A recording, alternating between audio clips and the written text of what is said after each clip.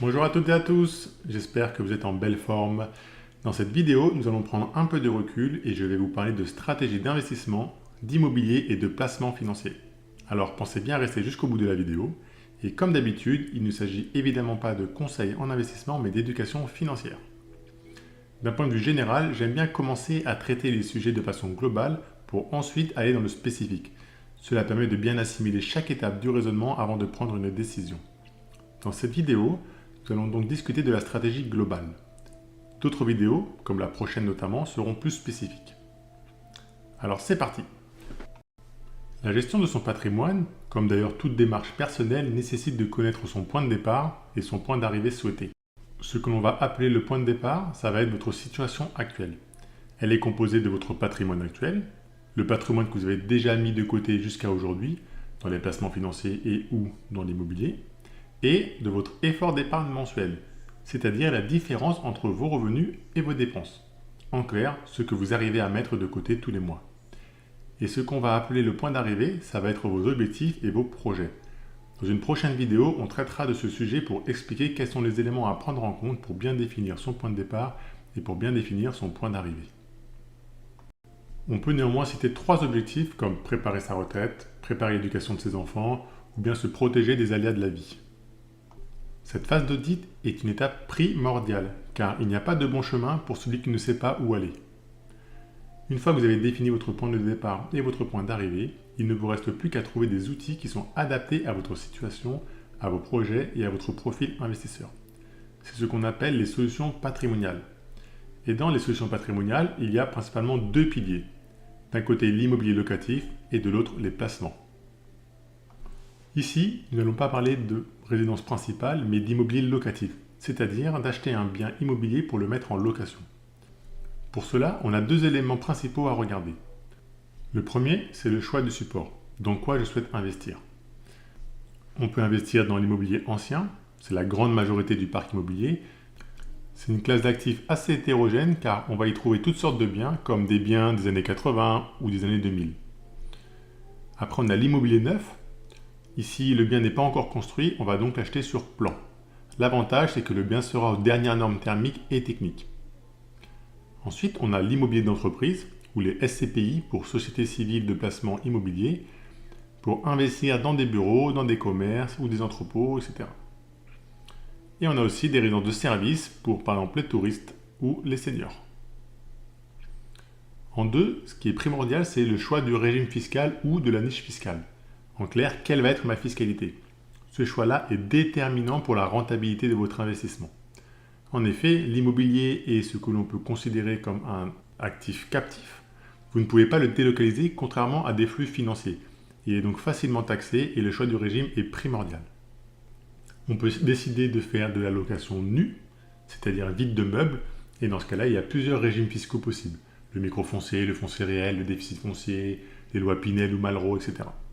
On peut aussi choisir le régime de la location meublée, c'est-à-dire que le bien est loué avec une liste précise de meubles qui sont mis à disposition.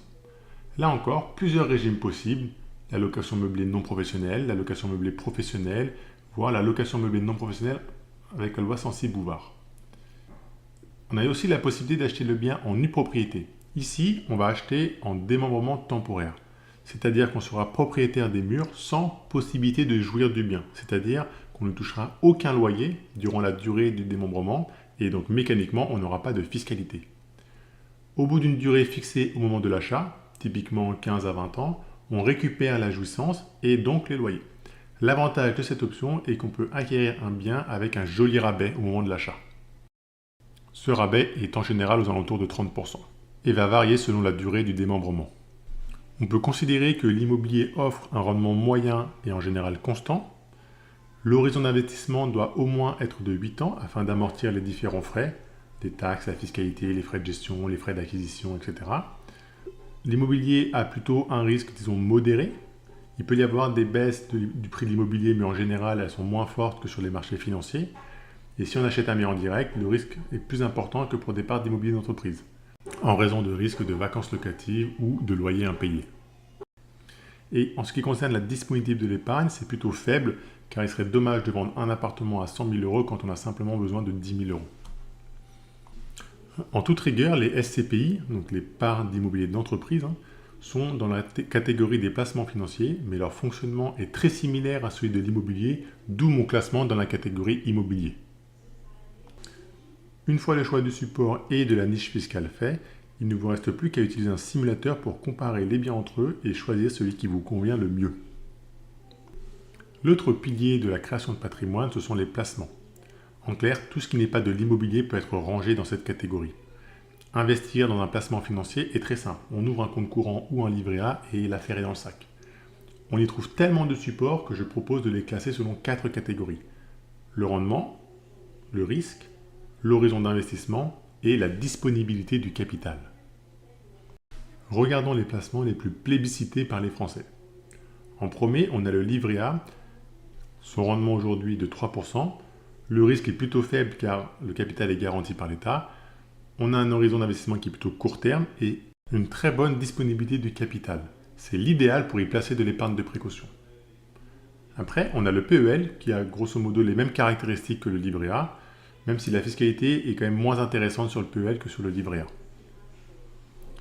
Par ailleurs, pour les fonds en euros dans les contrats de l'assurance vie, on a les mêmes caractéristiques que pour le livret A ou le PEL. Ne vous attendez donc pas à de grandes performances sur ces 3 placements, ils ne sont tout simplement pas faits pour ça. Ensuite, on peut investir dans des actions, via un plan d'épargne action par exemple. En général, le rendement va être élevé, peut-être autour de 6%. Le risque aussi va être élevé avec une forte variation ou une forte volatilité. Mécaniquement, l'horizon d'investissement est donc moyen terme, au moins 5 ans de durée de détention, et l'épargne est moyennement disponible. Pour l'immobilier d'entreprise, les fameuses SCPI, le rendement est moyen, entre 4 et 6%, et le risque aussi, car il y a une excellente diversification. L'investissement se fait sur le long terme, au moins 8 ans de détention, et le capital est moyennement disponible, notamment à cause des frais de sortie. Et enfin, le plan d'épargne retraite. Bon, comme son nom l'indique, c'est plutôt un horizon long terme, mais on va avoir ici un rendement et des risques qui vont plutôt être élevés, avec un horizon long terme et une disponibilité du capital faible dans la majorité des cas. Donc voilà pour quelques exemples de placements. En résumé, il existe une énorme diversité de placements. Donc vous trouverez forcément celui qui convient à vos projets. Et si on dézoome un petit peu, votre stratégie patrimoniale a donc 2 leviers à sa disposition. L'immobilier et les placements financiers. Faites donc une diversification sur les supports d'investissement et investissez aussi sur la durée. N'investissez pas tout votre patrimoine d'un coup afin d'éviter les surprises. La diversification est la clé de l'investissement du bon père de famille. Mettez vos œufs dans différents paniers et cela sur une longue durée, de façon à limiter et à diversifier le risque. J'espère que cette vidéo vous a plu. Si c'est le cas, merci de vous abonner et de liker pour m'aider avec l'algorithme YouTube. Et comme d'habitude, vous pouvez télécharger le résumé des schémas via le lien en description. La prochaine vidéo sera plus technique et traitera de l'effet de levier du crédit, alors pensez à bien activer la cloche pour ne rien rater. À bientôt!